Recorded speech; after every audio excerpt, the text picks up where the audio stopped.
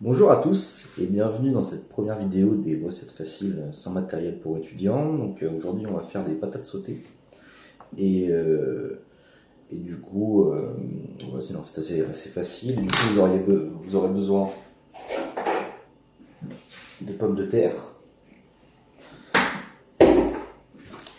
d'un oignon ou d'ail, c'est optionnel en fonction du goût de chacun, de sel, donc soit du gros sel, soit du sel fin, et d'huile, donc euh, d'huile et de beurre, mais c'est optionnel, vous n'êtes pas obligé de prendre du beurre, même si c'est un peu meilleur avec. En termes de matériel, vous aurez besoin d'une poêle, d'un récipient pour réserver, d'une planche à découper, d'un couteau et d'un économe. Alors là aussi, encore, c'est optionnel, c'est en fonction euh, de c'est en fonction de si vous voulez éplucher les patates avant ou pas. Et bien sûr, vous aurez besoin de patates. Je ne sais pas si j'en ai parlé. Donc, la première étape de la recette, c'est tout simple. C'est éplucher les pommes de terre. Donc, un économe. Et, euh, et, euh, et vous épluchez. À noter qu'on peut aussi réaliser la recette sans éplucher les pommes de terre. Mais il faut bien nettoyer avant, à ce moment-là.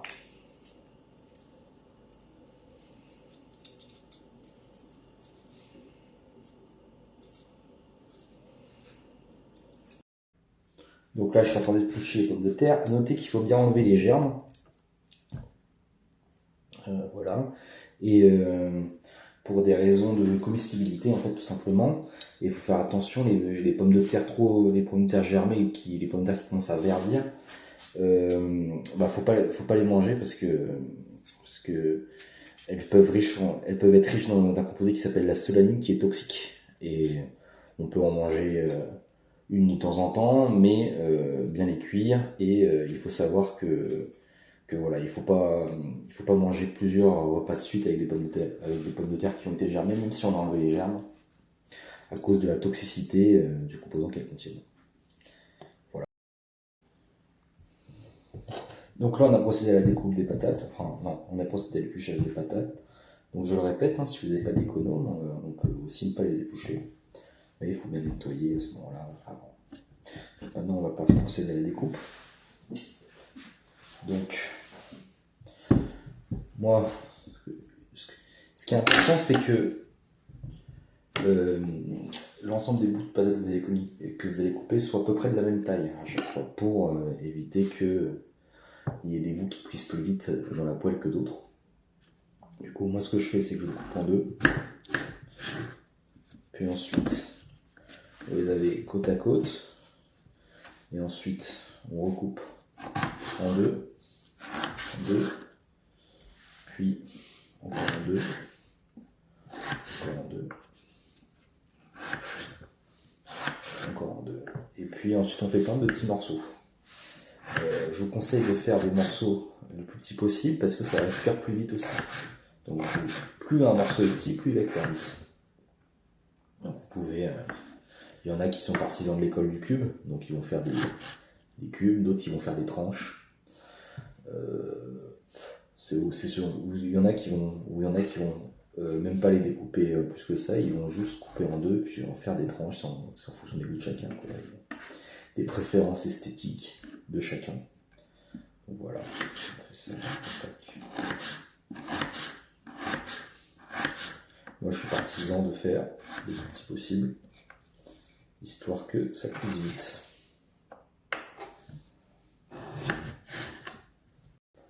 Le tout, c'est que les bouts soient quand même suffisamment fins. On est sur un pâte sautée, donc ce qui fait cuire, c'est le contact avec la poêle. Donc il faut quand même que les bouts soient pas des bouts énormes, quoi, sinon ça va mettre pas trop de la cuire. Et la surface va cuire beaucoup plus vite que l'intérieur.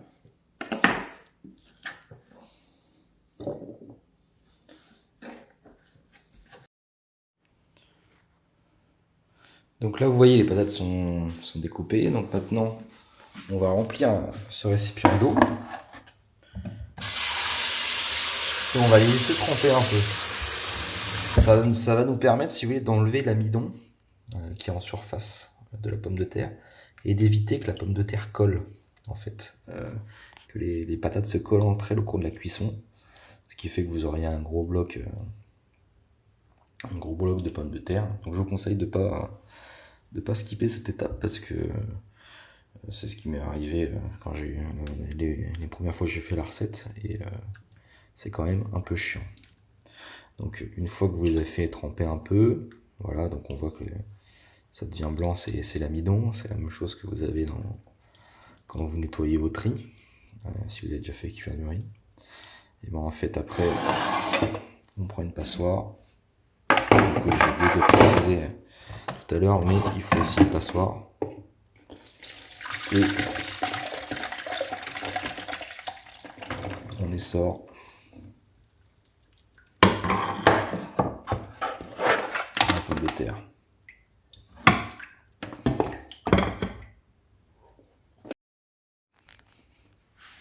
Ensuite, une fois que vous avez essoré, prenez un chiffon propre. Alors, j'ai encore oublié de le préciser, mais il faut un chiffon propre.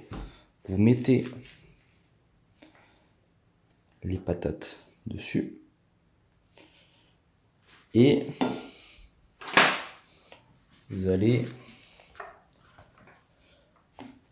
les presser pour en fait essayer d'enlever un peu l'eau, donc les sécher un petit peu.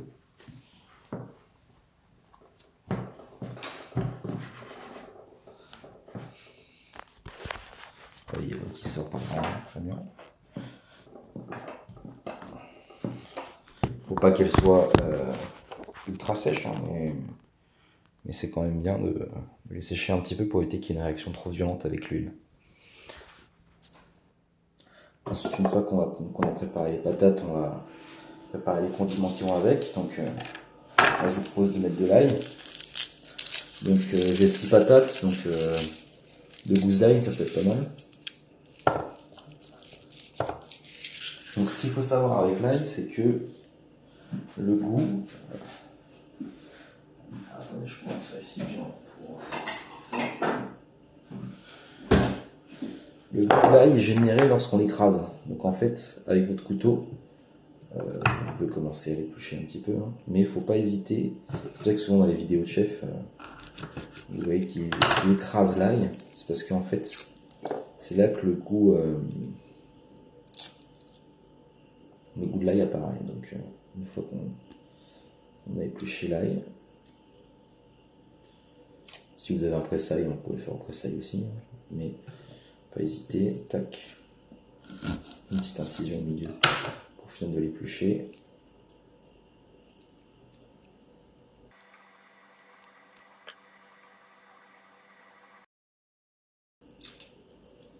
Et ensuite, on n'hésite pas, on écrase un petit peu avec le plat de la lame ou avec une cuillère, hein, si vous voulez sortir un couvert, l'ail pour en fait générer un peu d'ail. Et ensuite, on découpe donc en longueur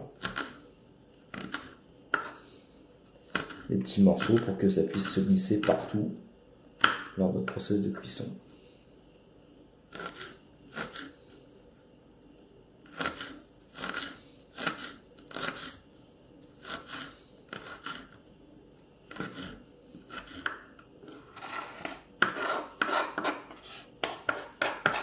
On fait pareil pour le deuxième. Donc, il faut savoir c'est qu'on peut aussi écraser avant. Ça marche même mieux.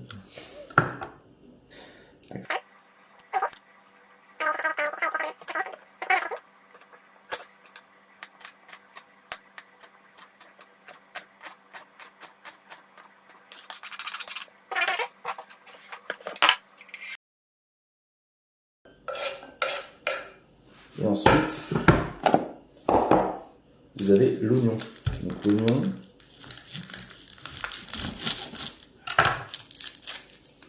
ce qu'on va faire, c'est qu'on va le découper en petits bouts pour éviter que l'humidité de l'oignon en fait vienne casser mais un peu notre processus de cuisson. Donc ce qu'il faut savoir, alors il est un peu pourri, Ce qu'il faut savoir, c'est que la difficulté de la cuisson des pommes de terre sautées, c'est principalement que ce qui fait son intérêt, tout ça, c'est la cuisson à l'huile, qui donne du goût. Mais que si vous avez beaucoup d'eau qui s'évapore durant le processus de cuisson, en fait, il va y avoir une cuisson à l'eau qui se fait par-dessus. C'est pour ça qu'on en discutera tout à l'heure, mais il faut que vous dimensionniez le nombre de patates que vous voulez faire aux instruments que vous avez. C'est-à-dire qu'il ne faut pas cuire trop de patates dans une petite poêle. Il faut qu'il y ait suffisamment d'espace dans la poêle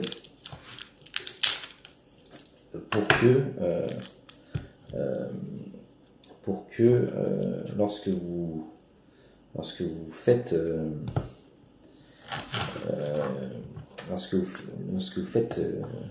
cuire les patates, il n'y en a pas qui vont, il n'y a pas une couche d'eau qui va apparaître au fond de la casserole, et à ce moment-là, vos patates elles vont être cuites à l'eau et pas faites à la poêle. Alors pourquoi je vous parle de ça? Parce que cette couche d'eau, elle peut aussi apparaître à cause des oignons. C'est-à-dire que en fait, les oignons vont lâcher beaucoup d'eau. J'enlève les petits pourris. Ah, c'est dégueulasse. Ça, en fait, les oignons vont lâcher beaucoup d'eau et du coup, il faut que ils soient coupés en suffisamment petits bouts pour que, avant que vous mettiez les patates, en fait, l'eau soit un peu évaporée. Et si vous mettez des trop gros bouts, en fait, vous allez avoir masse d'eau qui va apparaître. Donc là, c'est un bon exemple parce que souvent dans les recettes, on a des ingrédients tout beaux, tout neufs. C'était pas le but de la chaîne. Le but de la chaîne, c'était faire avec ce que les gens ont dans la vie de tous les jours. Et on voit que bon, l'oignon il est à moitié pourri, donc il faut en enlever une partie. Mais voilà. Et donc, moi, comment je découpe? Donc, je découpe en tranches et ensuite je redécoupe les tranches sur la longueur en petits morceaux de manière à ce que ça fasse des petits carrés. Donc, faites attention.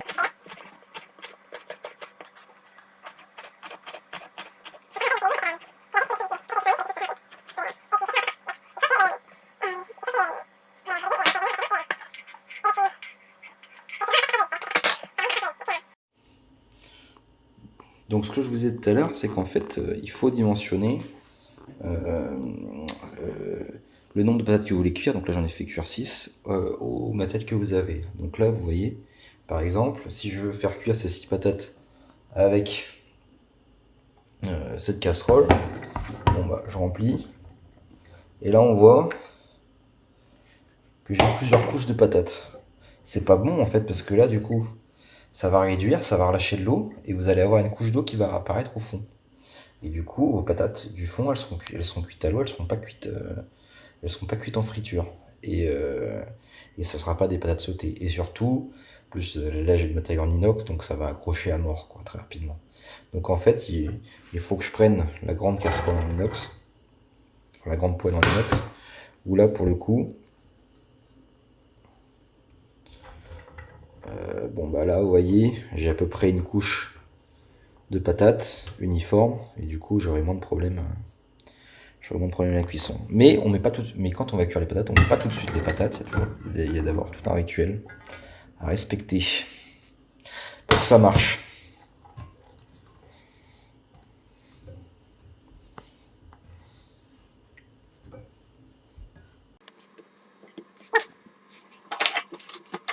Je commence par lancer ma plaque. Donc là, elle est chaude. Je peux mettre... Donc, pour lancer la cuisson, là, j'ai du matériel en inox. Donc, matériel en inox, ce qui est conseillé, c'est préchauffer la poêle. Si vous avez du matériel avec un revêtement anti-adhésif, sachez que vous n'avez pas forcément besoin de le faire, c'est assez optionnel. Donc comment on sait si la poêle est chaude avec du matériel en inox? C'est on met quelques gouttes d'eau et on regarde comment ça se comporte. Donc l'eau s'évapore à 100 degrés.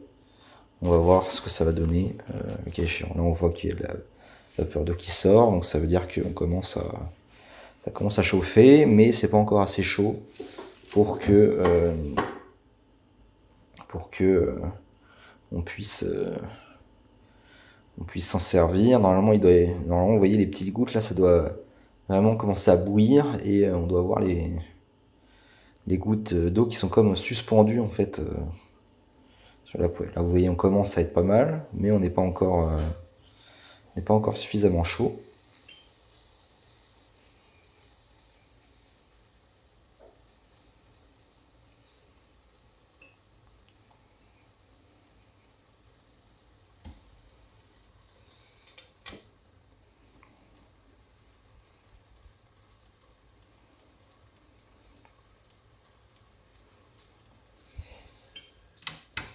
Donc si vous avez, pour l'histoire de la dose, hein, j'y reviens, mais si vous avez une petite poêle, vous faites cuire 3-4 patates, pas plus, en même temps. Et si vous avez une grande, bah, vous pouvez vous permettre d'en faire. Vous voyez, là on commence à être pas mal. Là, des gouttes, c'est comme si elles sont suspendues.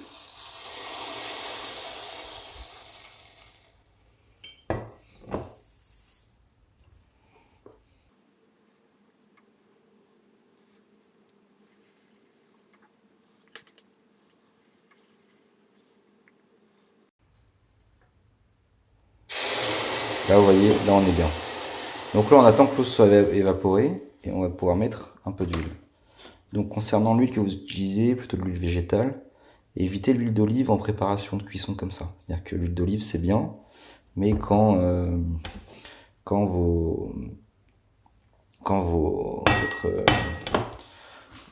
votre cuisson est déjà amorcée, que vous avez déjà des trucs qui cuisent. Donc moi ce que je vais faire, donc là vous voyez, j'ai étalé un peu l'huile pour que ça fasse une couche uniforme. Je vais rajouter un peu de beurre. C'est un truc que me donnait ma grand-mère, parce que le beurre cuit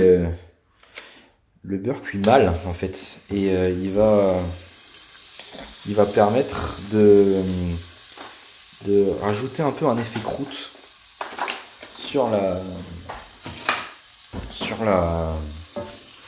au cours du processus de cuisson. Et c'est un peu ce qu'on cherche. C'est un petit plus en fait quand on cuisine des patates sautées. Donc une fois que c'est fait, on va commencer par cuire. Du coup, on peut diminuer un peu le feu. Voilà, on n'hésite pas trop sur l'huile, hein, c'est des patates sautées. Et on va commencer à faire cuire les condiments. Donc, dans notre cas présent, oignons et ail.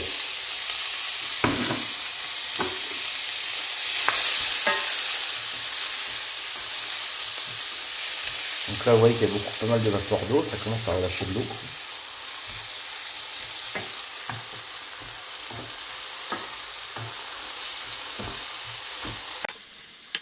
Faut pas que ça cuise trop non plus, il faut juste que ça parfume un peu notre huile. On ne cherche pas non plus à avoir des oignons carbonisés. N'hésite pas à ajuster avec le feu si besoin. À savoir, si vous utilisez des poêles de matériel anti-adhésif, pensez à utiliser des cuillères en bois pour étaler les trucs afin de ne pas abîmer le revêtement et pas se retrouver à bouffer des microplastiques. Donc là on laisse un peu cuire, on voit qu'il y a encore de la vapeur d'eau qui sort, donc on continue un peu. Donc ça, la vapeur d'eau, c'est les oignons qui réduisent en fait. Et vous voyez que le beurre en fait, même on voit sur les oignons, donne un effet un peu caramel. C'est les éléments qui brûlent du beurre qui viennent caraméliser la surface des oignons quoi.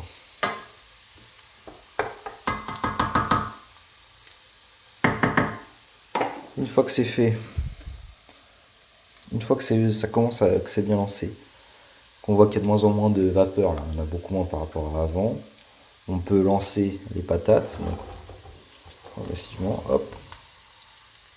Et maintenant on va remuer. Donc là le jeu, ça va être de voir si ça accroche ou pas. Si jamais ça accroche, on n'hésite pas à rajouter un peu d'huile. Parce que des patates réussies, c'est des patates où il y a encore la croûte un peu craquante et où la croûte un peu craquante n'est pas restée accrochée au fond de la casserole. Là où c'est des patates ratées, quoi. C'est-à-dire que en fait, on n'a pas l'effet waouh qui fait que les patates sautées sont réussies.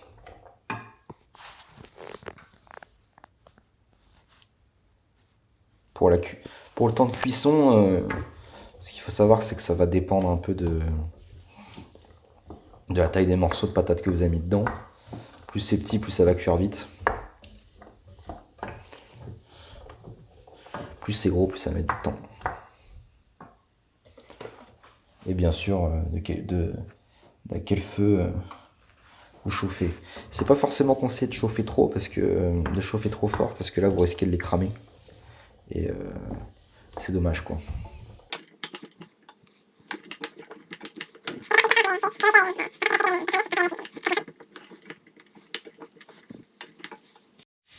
Donc la cuisson des patates sautées, c'est un truc qui se rate facilement, hein. Donc faut quand même bien surveiller.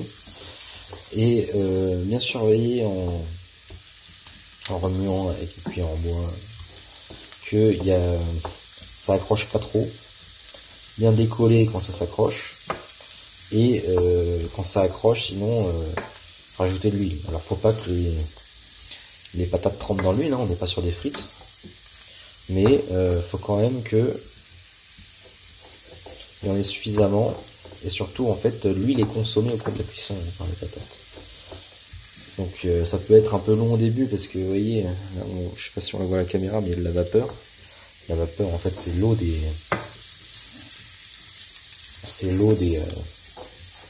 patates qui s'évacuent et on commence vraiment à avoir l'effet croustillant qui arrive sur la pâte dès que les patates commencent à cuire vraiment à l'huile en surface. Et pour ça, il faut que une grande partie de la vapeur soit partie. Et là, vous voyez, ce qui accroche là, c'est pas bon signe. Après, c'est normal que ça accroche un peu plus sur des poêles inox. Je me dis pour me rassurer. Mais c'est pas un plat qui est très difficile à faire, hein. On est plus technique, mais il faut une attention constante, quoi.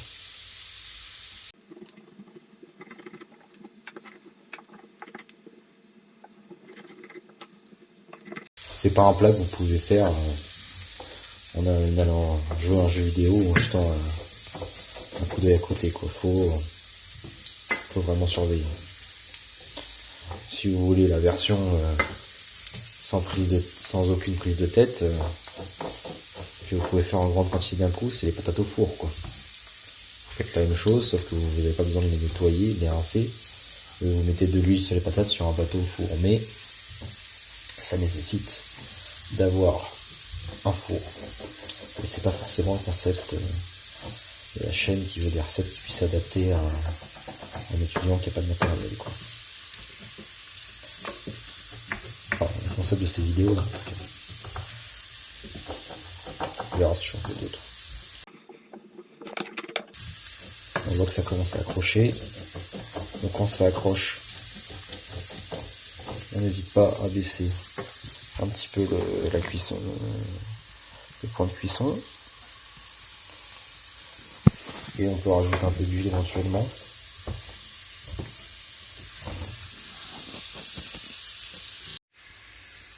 Donc là, je sais pas si ça se voit à la vidéo, mais là, on commence à avoir une belle coloration. Et en fait, je viens d'aller voir sur internet, et pour l'info culturelle, cette réaction de caramélisation, de gratiner, comme je disais au début de vidéo, c'est dû à une réaction qui s'appelle la réaction de Maillard, donc qui est une réaction en fait qui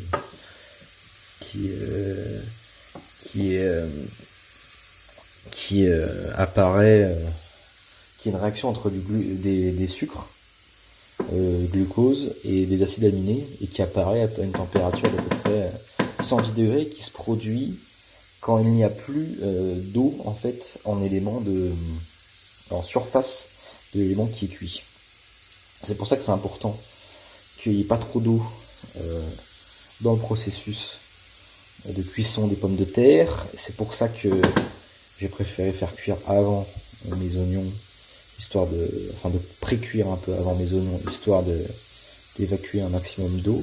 Et c'est pour ça aussi que c'est important sur ce type de cuisson de ne pas utiliser de couvercle, parce que là, si vous utilisez un couvercle, vous augmentez l'hygrométrie et le taux d'humidité, et en fait vous cassez tout ce que vous essayez de faire en fait. Ensuite, quand on arrive à ce stade de la cuisson, le meilleur moyen de savoir si c'est bon pour vous, c'est de croquer une patate. La patate doit pas être croquante. Ça doit pas être croquante.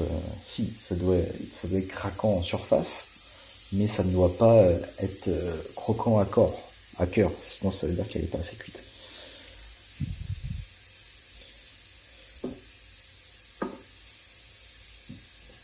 Donc, vous pouvez mettre un peu de sel. J'en ai mis tout à l'heure. Je ne vais pas montrer forcément à la caméra. Donc moi, je mets du gros sel. Après, du sel fin, ça peut très bien le faire aussi. En cuisine, souvent, faut pas trop se prendre la tête. Si vous n'avez pas un élément spécifique, vous prenez un truc qui ressemble. Donc là, les patates sont cuites là. Donc je viens de goûter là. Je lance pas à vélo. Elles sont nickel. Donc ça pourrait être un peu plus gratiné, mais j'aurais du mal à avoir avec un revêtement inox, sans revêtement anti-adhésif. Mais elles sont bien. Donc en accompagnement, vous pouvez prendre ça avec je sais pas, une boîte de sardines, un œuf au plat. Vous pouvez faire cuire un œuf. Si vous avez fait cuire les patates dans une petite poêle, vous pouvez faire cuire un œuf dans l'huile une fois que vous avez enlevé les patates. Ça vous fait vous pouvez aussi prendre une pièce de viande et puis une petite salade à côté, ou je sais pas, des betteraves là. Moi ce soir je vais manger ça avec je pense un truc de betterave, donc ça vous fait un truc machin. En temps de préparation, c'est quand même ça peut quand même être un peu long, compter 1h30, mais de temps en temps ça fait plaisir de se faire plaisir, et c'est quand même un plat qui est bon. C'est calorique par contre, pas manger ça tous les jours, mais voilà, et compter à peu près 3-4 patates par personne si vous faites tout seul. En sachant que voilà, une recette plus facile, si vous avez le matériel, ça peut être les patates au four, qui présentent l'avantage de ne pas avoir besoin d'être surveillé tout le temps, quoi. Contrairement aux patates sautées qui demandent pas mal de surveillance. Donc vous voyez que quand même, là il y avait 6 patates, et ça a quand même bien réduit depuis le début de la vidéo, quoi. Donc ça, faut le prendre en compte. Merci à tous, et bon appétit. Juste 2 derniers points à noter quand même. Faut savoir que vous pouvez aussi faire revenir les épluchures à la poêle, ça vous fait comme des chips. Sachant que je m'adresse à un public d'étudiants de base, les patates sautées se réchauffent très mal au micro-ondes. Donc à la limite, il faut mieux les intégrer à une omelette aux pommes de terre ou un truc comme ça, parce que ça n'a pas trop d'intérêt une fois que c'est réchauffé. Donc faut les manger le jour même. C'est pas un plat qu'on peut faire en avance pour plusieurs jours, ou on peut le faire en avance pour plusieurs jours, mais ce sera pas génial, quoi. Donc ça, c'est un truc